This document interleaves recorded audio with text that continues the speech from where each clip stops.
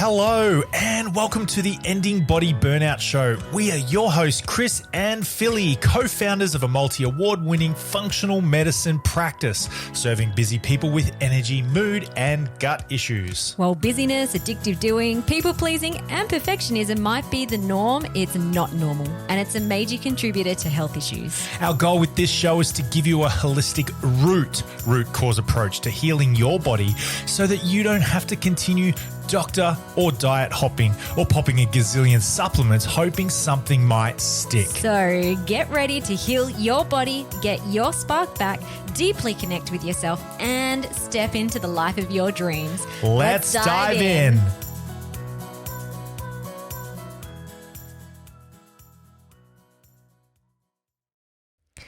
Hello, everybody. Welcome to the Ending Body Burnout Show. We have a gold nugget tip packed episode for you today.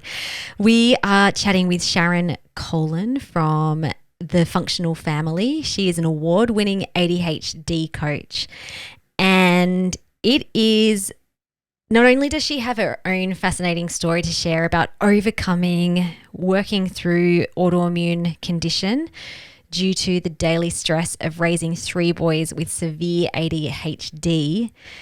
She also shares so many gold nugget tips around how to identify if you have ADHD in yourself and your children, and how to work with an ADHD brain rather than trying to fix it, and also manageable ways to bring more calm to the nervous system, because people with ADHD are very often stuck in a fight, flight, distracted, high stressed state. So this is a must listen for anyone with or suspected ADHD, or if you have an ADHD family member, or even if you're just struggling with overwhelm, stress, a distracted, busy mind, and ADHD-type signs and symptoms. You're going to find so much value in this episode. And I'm also excited to announce that Sharon is coming into our Ending Body Burnout method to do a very practical and action-packed, knowledge bomb-packed workshop with our clients in the Ending Body Burnout method very soon. So clients, look out for that one and make sure you all attend live, because you'll want to pick Sharon's brain. She is a wealth of knowledge. It'll also be recorded in our portal. And talking about the Ending Body Burnout method, doors are now open. So we are having an extended door opening over the summer period, where you can jump in and start your Ending Body Burnout method journey straight away. If you've already had a Connect the Dots initial consult, or you've got lab tests that you're waiting to get back, you can actually jump straight into the program, and your first one-on-one with me will be to go over your lab tests. But you don't have to do what we call the answers phase first before you join the program. You can actually jump right in, and I will make sure that I catch up with you within the next 1-2 weeks to get you started with the initial consult Connect the Dots experience, which is great because I do have quite a wait list for people who are just booking in for the Connect the Dots. So this is an awesome way that you can jump the queue and start your healing journey. All right, awesome. So let's jump into our convo with Sharon. Okie dokie. Welcome to this episode. We're super excited to have Sharon on the podcast today. Thanks so much for coming on, Sharon. We are excited to have a conversation with you. And before we get into it, welcome, and tell us a little bit more about yourself and your story. Oh, thank you for having me, guys. I'm so excited for our chat today. So my name's Sharon Collon, and I am a certified ADHD coach, and I have the best job in the world. I get to provide life-changing practical strategies and support for beautiful people with ADHD. Awesome. So cool. Yeah, a little bit about my story. Do you want me to tell you a little bit about how I got into it? we love when we have guests on, because most people have some sort of a body burnout story. Yeah. And so in the bio that our listeners would have listened to, you did hit burnout after hitting daily stress with dealing with 3 boys with severe ADHD, Tourette's, and ODD. Yes. Yeah. Yeah. So It's not a OOD, glamorous. sorry. It's not a glamorous story. It's Okay. ODD. Yes. Yeah. Are you happy to jump into that? And Yeah. Sure. yeah, what was happening during that time, how you were feeling, symptoms that arised, and then we'll get into why you do what you do.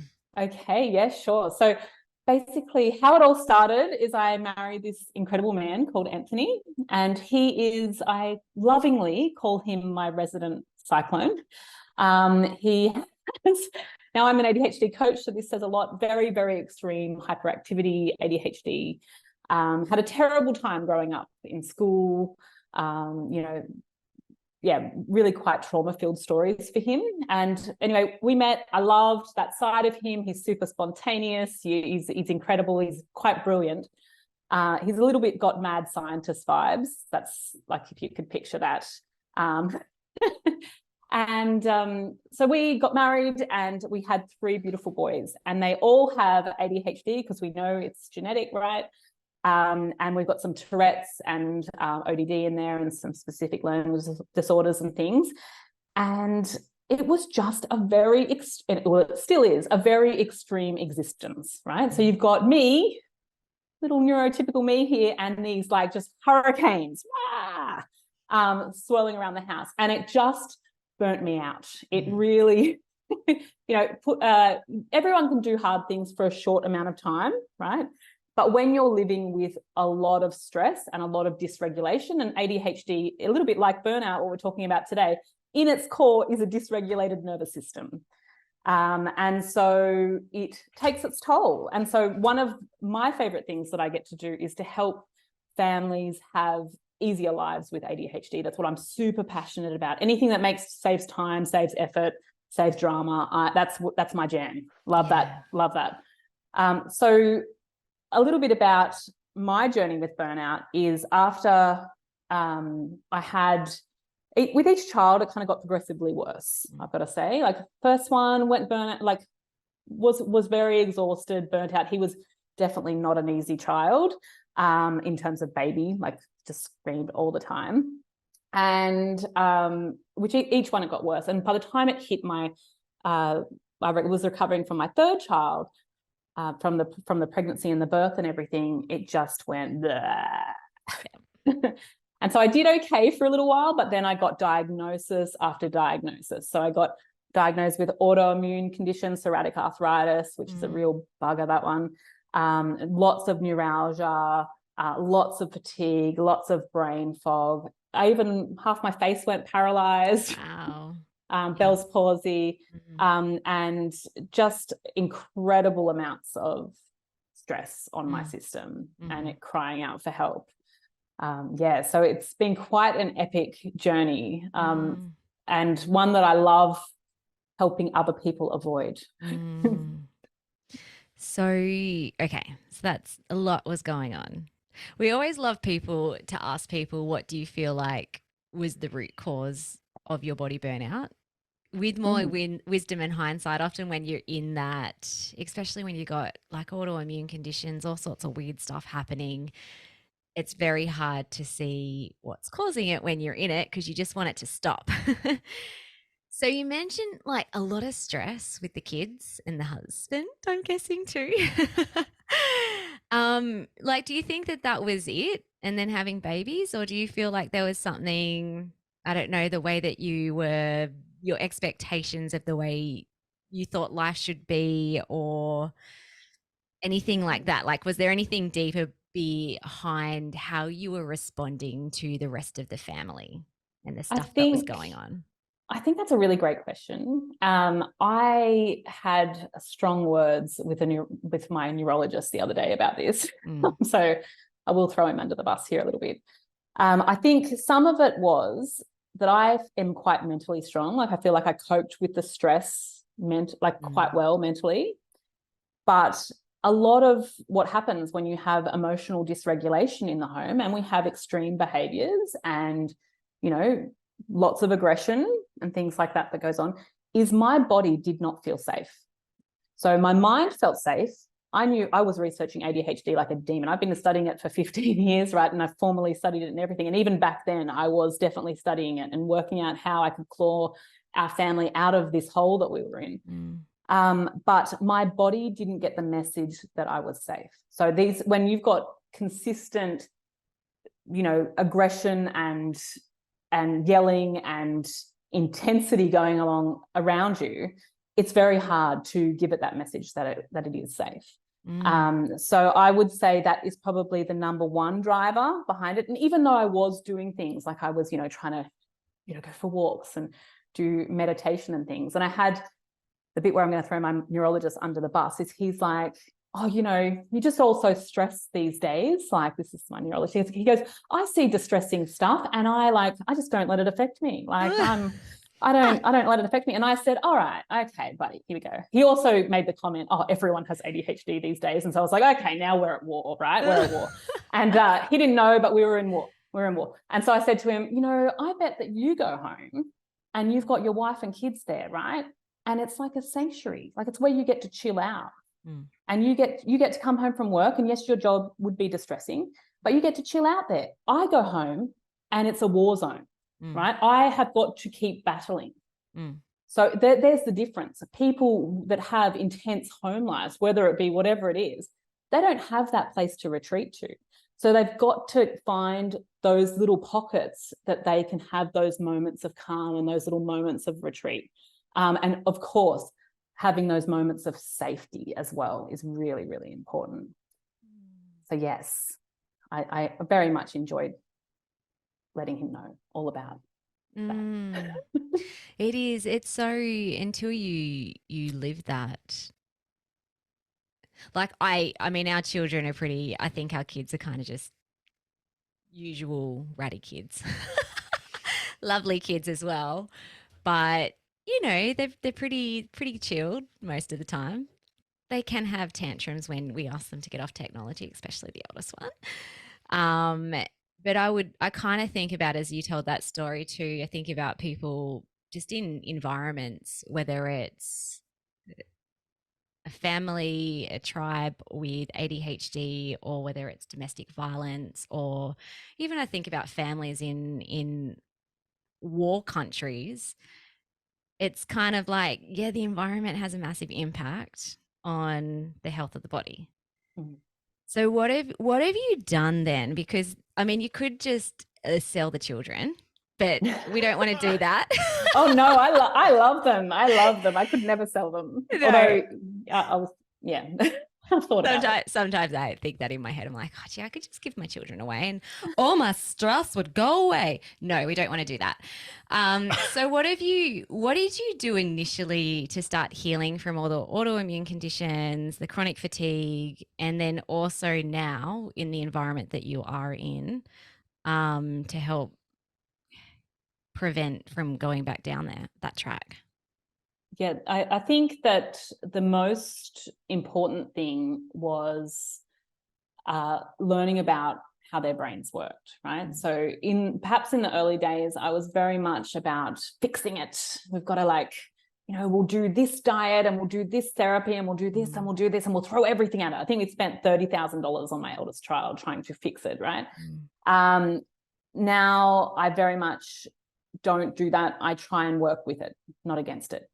So the strategies, and this has been like 15 years of this, this journey, but the strategies are to work with the ADHD brain. We look at where the strengths are and we try and build the environment in our home to very much suit the ADHD brain. I'm not going to work against it. So things that like when you've got kids with oppositional behaviors, I don't come in and tell them what to do because they're going to push back straight away, right? So instead of like, pointing. Sounds like Chris. Yes, it does. So they don't even know why they do it, right? So I might say something like, can you put your shoes on? And they'll go, no, I'm not putting my shoes on. Like, it's an instant pushback, right? So instead of doing that, instead of giving a command, it's something as simple as saying, can you tell me what you need to do next? And they'll say, put my shoes on. and then they've got buy-in and they'll do it, right? We're getting them to come out of that oppositional behavior and actually think about what they need to do next. So knowing little tricks like that, and knowing how to structure our home to make it easier for me, in particular, to survive the storm. Because when the storm hits, we need to adjust our stance, right? So I needed to adjust my stance, and also knowing which fights to fight and which ones to let go, is very, very important. But also for me, and healing from the burnout element, really prioritizing time away. Okay, so I need to have time away. I can't do it. I can't be a perfect parent. No, I'm never going to be a perfect parent, but to be even a good one, I need to have time, because I'm an introvert. And when you are surrounded by people that are putting out huge energy all the time, I need to have time to retreat. So it's very, very important. So however that looks like for me, like I drop the kids off, I go for a walk by the beach. That sometimes I don't have time to go for a walk, so I'll just sit in the car and do deep breathing by the ocean, like that crazy lady at the beach, just breathing, right? But those little things I've worked in, how to have those little pockets to give me a little bit of time to breathe and be me, to survive what's going on. And I mean, it's easier these days. We've got such good framework and such structure in place that I would, I definitely don't feel like I'm under attack like the whole time like I used to. Like things are a lot better. Obviously they have an ADHD coach as a mum, which is really a bonus. And we have lots of good support. But knowing when to take those times and recognizing those little red flags as they come up. Like if I don't react to the kids how I want, like if I start screaming and have those parenting moments where you go, oh, I didn't handle that well. Like, the ones where you're like, I'm driving away in the car, like, or, those sorts of things. They're just little red flags to me that I need to have those little pockets. Like I need to incorporate a few more of those in, so I can have some breathing room. I don't judge myself about it. It's a hard job that I'm doing. I just go, oh, it's just a little red flag. I need to have a little bit of time. Yeah. Oh my gosh. There's so much that I had so many questions on everything that you just said that just then. Some things that came to mind was around, what did you say? I let go of trying to fix it and I started working with it. And that's a big thing that we talk to our clients with as well. Sometimes people are so fixated on fixing the health issue or the symptom that it actually causes more stress and overwhelm and burnout than healing, because you get so fixated on that end outcome as opposed to what can I learn here and what's the gift here, and or what if actually there's nothing to be fixed, but it's to work out how to live in a way, like if we're talking specifically around ADHD, live in a way that we can have more harmony and peace and manage the situation in a more healthy way. And something that you said around, what was it, the defiant behavior. So Chris and I so we've said on the podcast before, I think, if not, everyone's about to learn that pretty sure Chris has undiagnosed ADHD. You tick like what, almost all of the symptoms, the signs. Yeah, I forget how many in 19 to 20. Yeah, there's like 22 or 25 or something like that markers, and I had most, and the other two were worded poorly. So I feel like, but it was before we knew that, well, before I understood that not everything is about me and that not everything is a personal attack, I used to get really stressed out about Chris's behavior, where I'd ask him to do something. Sometimes it was as simple as, oh, can you put the bin out, or can you do the dishes, or whatever it is. And you weren't sort of aggressive in terms of pushing it back, but I think you just were so in la la land, kind of just like getting lost in whatever project you were doing, which is also his genius. But back then it was just like, what, you don't respect me? You don't love me? Why are you not like doing these simple things that I'm asking you to do so you can help me with the mental and physical load of running a household and children? And so, yeah, that came to mind when you said, okay, how about we start working with the brain, and rather than trying to fix it or personalizing it as an attack to me. I think that you would speak to a lot of partners that perhaps have a neurodivergent partner, that some of the behaviors can look like not caring or not valuing.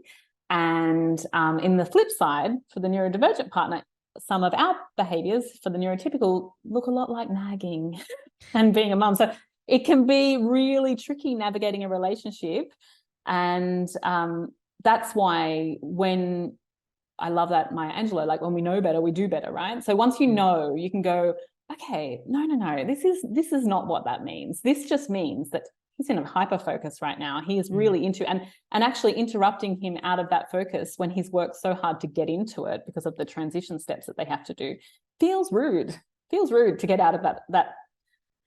So it's I just need to record that you've just said that, and just like put that as like a pre-saved button that I can just like like a red button that you can save like an audio file. Is like, this isn't what it means. This isn't what it means. To also play to the children when they come in while you're on the computer. Mostly to you though. Oh. Well, that's super interesting too, because our oldest, I mean, she's very high functioning, but I feel like she has inherited certain patterns that Chris has. But it is on technology. Like the youngest one is like, hey, Elsie, it's time to turn that off now. TV, whether it's Xbox TV, phone. She's like, okay, mummy or daddy. But the other one is just like so hyper fixated that it's very hard to get her off without there being some sort of war and breakdown. Because she gets stuck in that. Yeah. Very rewarding screen time, and it needs a lot of transition work to help them come off it.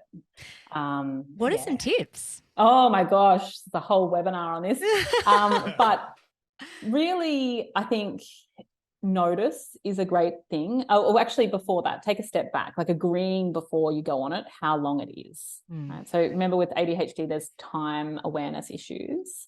So really agreeing and having some sort of visual representation. Look at my whole world is full of timers, like a visual representation of how long they have to use it before anyone touches the device.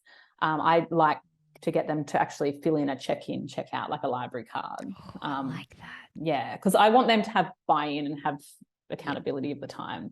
And then, of course, giving them transition warnings is really great. So you might have something like, hey, like 5 minutes to go, 4 minutes to go, 3 minutes, just to allow them to, I picture hyperfocus like, and bear in mind that screens are very, very great for dopamine and all that sort of stuff.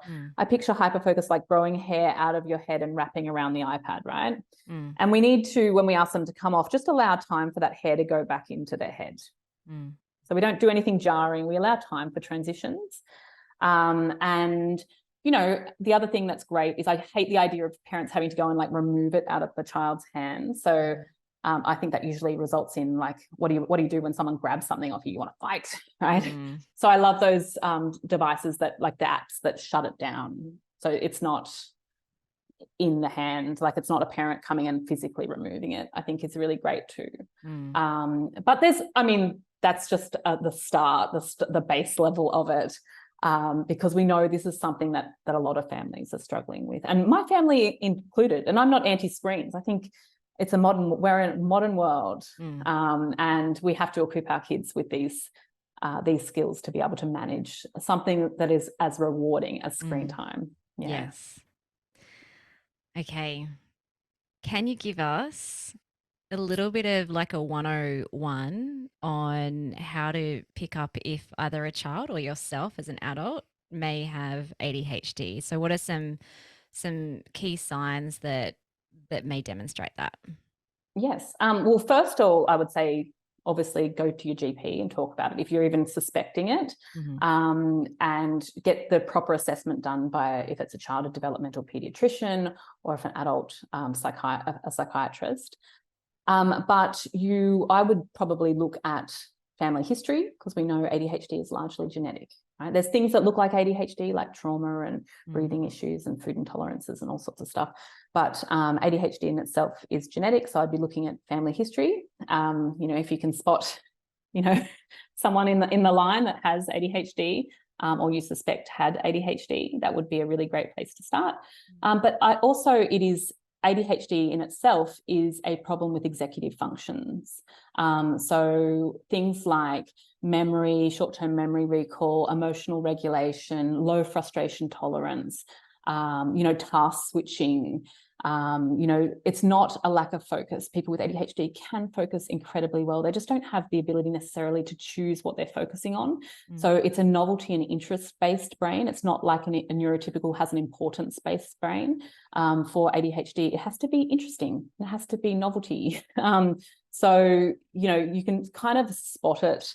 If perhaps your child, their brain's working a little bit differently, or your partner, their brain's working a little bit differently. Having a look at those things are great, but nothing compares to a proper diagnosis. And don't be scared to go through that diagnostic process, because you can't fake it. So it's good to have that validation if it is in fact ADHD. And I do always say I prefer the label, because some people are very anti-labels. They don't want to tell their kids about it. But it's been my experience with ADHD coaching that people give themselves horrible labels when they don't have ADHD. They give themselves lazy, useless, has potential, right? Like all of these awful, awful labels.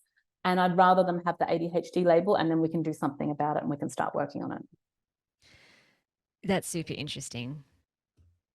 Again, I think like a lot of work we do with our clients too is looking at, well, how did the body burnout happen in the first place? And we go back into childhood and do a lot of digging into deeper root cause unconscious beliefs that they have about themselves. And I'm pretty sure that I'm thinking about a few clients in particular that have diagnosed ADHD, that a lot of their beliefs were, I'm lazy, I'm damaged, I'm too much. And often that diagnosis didn't happen until later on as a teenager in adulthood. So they're carrying this belief about themselves, which is basically untrue. It's just that their brain is wired in a different way. Yeah. And often, they're carrying around such heavy self-esteem issues and heavy beliefs. And I love being able to break those down a little bit for people. But on the flip side, and I know I've opened with the extreme side of my family, but on the flip side, like it's on the same spectrum as being a genius, right? Like they are often incredibly gifted, and they're often funny, really generous, really caring. Oh, look. Chris is like, do you want to say something, Chris? Just wanted to go off mute and just go tick, tick. Yep, tick, tick. Definitely the funny one, and good looking. I was about Did to you say good looking? Very good looking. I don't look. Let's run with good looking, right? Okay. But that is so true. Like Chris and I always have a little giggle because we are opposites, complete opposites in all things. And some of the things that you're really genius at, I feel like, what am I trying to say here? Like it is the gift. And sometimes I dislike it because it can get a bit too much. But then it's like, well, no, but I don't want you to be any different, because if you were like me or someone else, or just kind of average or just ho-humming along, then you wouldn't be who you are. So I love you. Well done. But that's the thing. Brought you guys together, Every car, like when we drive on the street, there's still speed limits, right? That you can't. Nothing's a problem till it is. So when is accelerating a problem? Accelerating is a problem when you're going 150 in a 40K zone, right? So geniusness can sometimes reach that tipping point where it's hey, this is dysfunctional, this is dysregulated, this is not okay anymore, and that's identifiable, it's workable, it's not it's not doom and gloom. I think that's right. And one of my favorite psychologists, she has this analogy which I want to share with you. So picture Spider-Man. He's just discovered that he can do the web, right? He can do the web thing, shoot the web out. I don't know, whatever that's called. But he has to go away to a factory. He goes away to a warehouse and he practices it. He doesn't get it straight away. He just keeps webbing himself and causes himself all sorts of grief. So he goes away to this industrial area and he practices and practices and practices. That's what we need to get people with ADHD to do. They've got a gift. They need to practice it. So executive functions, like what we spoke about before, they are a muscle that we can build. So if you have ADHD, you've got to build the muscle. Just like me with an autoimmune disease, I know I've got some things I need to work on, so I work on it, right? Everyone's got their stuff. If you've got something as amazing as ADHD, you've got to learn how to use your brain. Yeah. And that's the coolest bit that I get to do. I get to shine a light on that for people. How are we going to work on that? How are we going to pull your strengths across and use that for some of the things you find more challenging? That's so cool. Chris's burnout story was you were just hyper focused with business, and we had a gym back in the day when you got really burnt out and training, and it was just like, it was tunnel vision. This is everything that I do from 5 a.m. to 10 p.m. at night, no break. And then I'm curious if this is something that you do as an ADHD coach in terms of helping people with ADHD, but Chris is also with the time. What's that? Yeah, like no concept. and so my brain You've just made that up. There's no such thing as time. My brain just thinks, oh, I just have my to-do list in my head and the things that I need to do in my head, and then I turn up and I do the thing.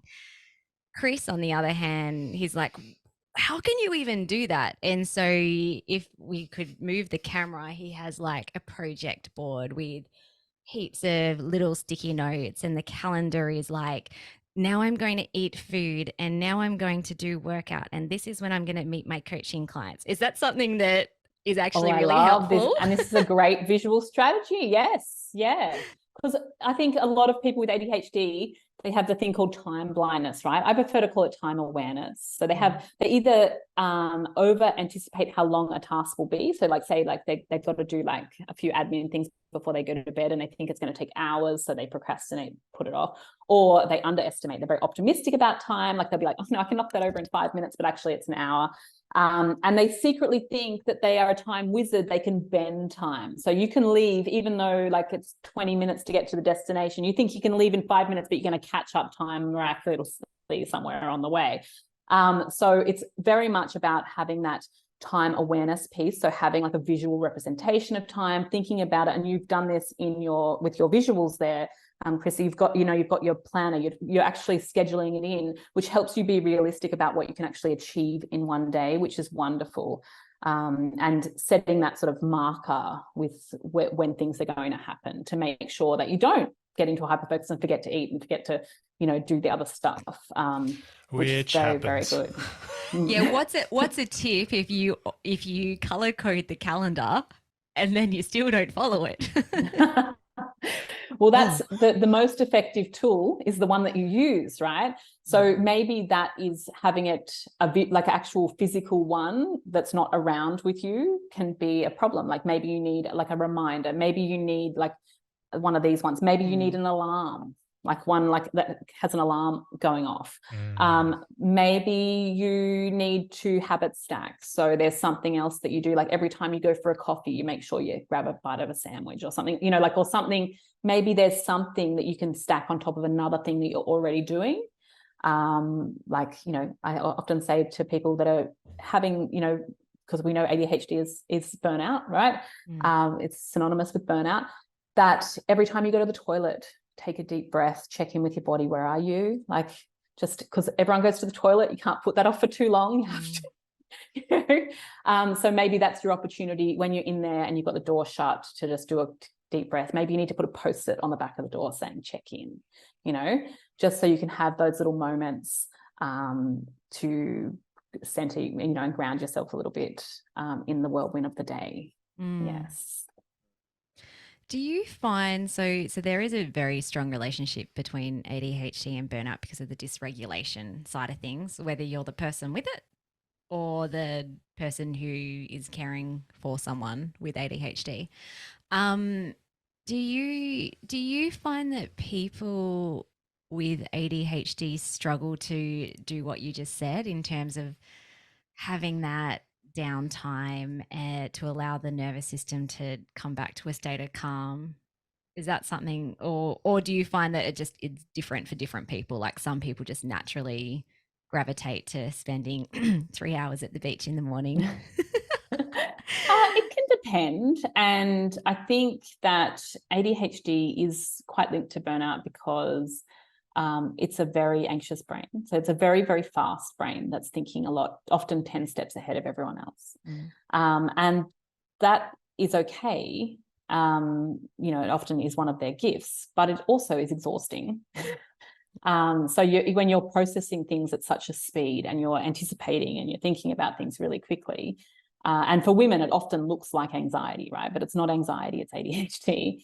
And couple that with a bit of masking and trying to keep it all in and trying to look like everyone else, that is an exhausting combo to walk around with. So some people do really well with, taking, meditating, mindfulness, those sorts of things. For some people, it needs to look a little bit more like moving meditation and, the gym and physical exercise and being out in nature, not being still, that stereotypical meditation, sitting with the legs crossed type vibe. That doesn't necessarily work.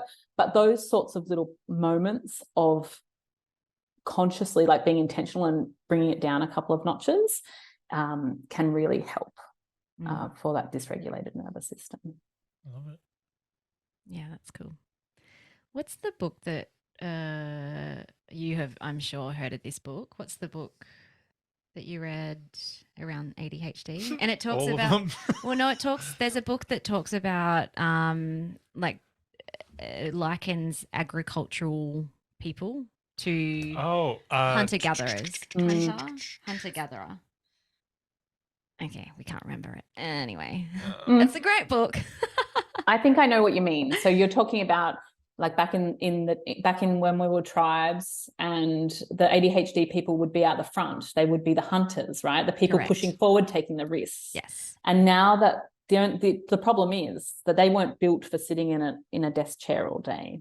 They're out there supposed to be taking risks, pushing the tribe forward and being like the leaders, right? But we're not using, now in our modern world, we're not using that, and that's where it's causing the problem for people with ADHD, because we're not supposed to be sitting down all day working on computers. We're supposed to be out doing adventure things. Yes. It's just called A Hunter in a Farmer's World. Yeah. Okay. ADHD, A Hunter in a Farmer's World. Yeah. By Tom Hartman. And it just clicked in my mind when you talked about, maybe it's not the sitting down and meditating and being still. It's actually moving the body in a mindful way.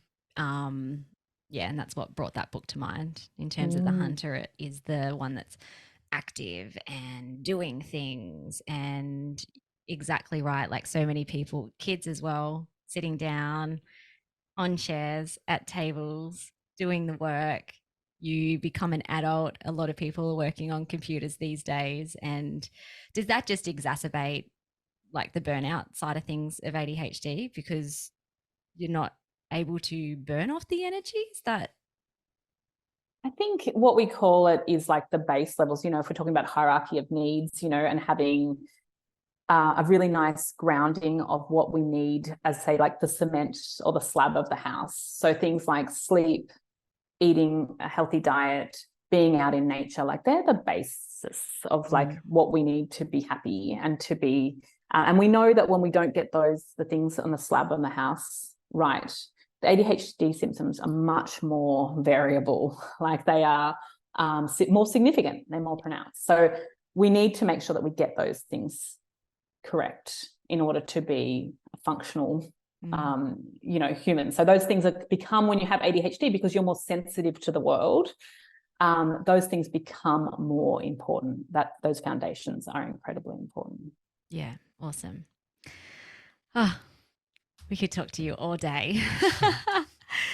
One last question. So if there's anyone, listeners, struggling with body burnout at the moment, especially if they have identified or they're like suspecting they may have ADHD or caring for someone with ADHD, what would you suggest as the first steps towards moving to healing, creating a bit more calm, working with the brain rather than against it? What would be the first steps?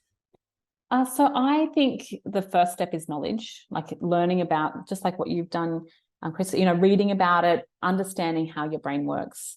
That is always going to be, you're coming at it from a position of power then. But also addressing what I would call a predictable problem. So we know that, especially when you're raising kids with ADHD, like there's big meltdowns that happen. They're not the things that grind our gears, right? We can handle big things when they come up. We can do hard things for a short time, but it's the everyday little bits of stress that like wear you down over time. So this is for adults with ADHD too. This is for everybody. So if there is like, say, for example, my son hates putting a seatbelt on. So even before I go down to the car, my body is tensing. I know that he's going to have a problem. I know that it's going to be an unpleasant interaction. And so I know that is what we call a predictable problem. It happens day in, day out. I know it's going to cause a problem. So what I would love for people to do is to work through those predictable problems. So collaborate with those around us. What can we do to make this easier for us? Is there some framework that we can put in? We don't want to just keep hitting our head against the brick wall. Perhaps there's something that we can try, and we don't have to be emotionally hooked up to any outcome. We're just experimenting. So we just say like, hey, let's just give this thing a go. Let's see how that goes. Let's get some feedback on that and see if we can make this a little bit easier for us, easier for you, easier for all of us. And I love to collaborate with my children on this. So I'll say like, hey, buddy, I can see you're struggling with this seatbelt thing. Like, and you do this when they're calm, not when they're like kicking off about a seatbelt. And you go, hey, like, what can we do to make this a bit easier for you? And he might say something ridiculous, like, I just want it, like, this car smells. Like, that's probably what he would say. He'd say, this car smells. He thinks it smells like biscuits. And it probably does. And then we can go, let's get the car clean. Like, let's do something. Let's put a cover over the seatbelt. We come up with some solutions together. He's got the buy-in because he's suggesting things. And then we document what works.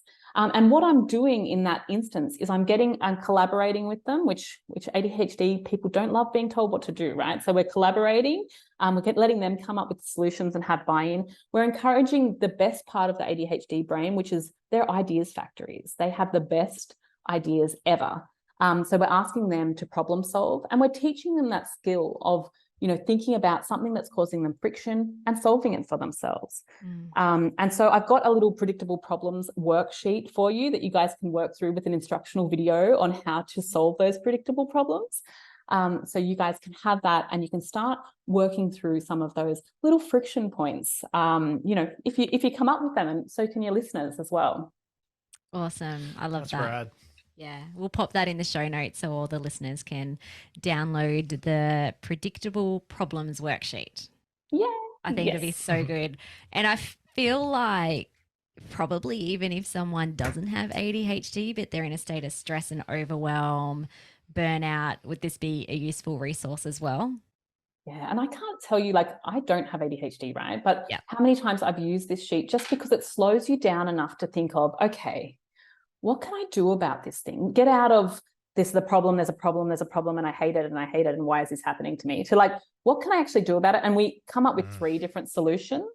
So that way you're not invested, like fully invested in any of them, because I don't want it to be like with ADHD comes along with black and white thinking, right? So like it's ruined now. Like we don't want to do that.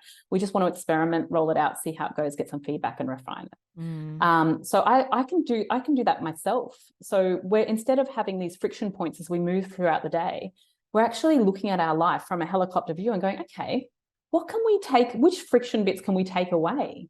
Which bits can we solve? Which bits can we put some buffering around? Like, how can we make life easier? Because we are here for such a short time, and it can't be just surviving, right? We have to be able to enjoy life as well. Like we handle the hand that we've been given, and we enjoy it, and we have a happy life together. So we've got to have those moments where we look at it from up top and go, okay, what can we do to make this easier and more fun? I love it.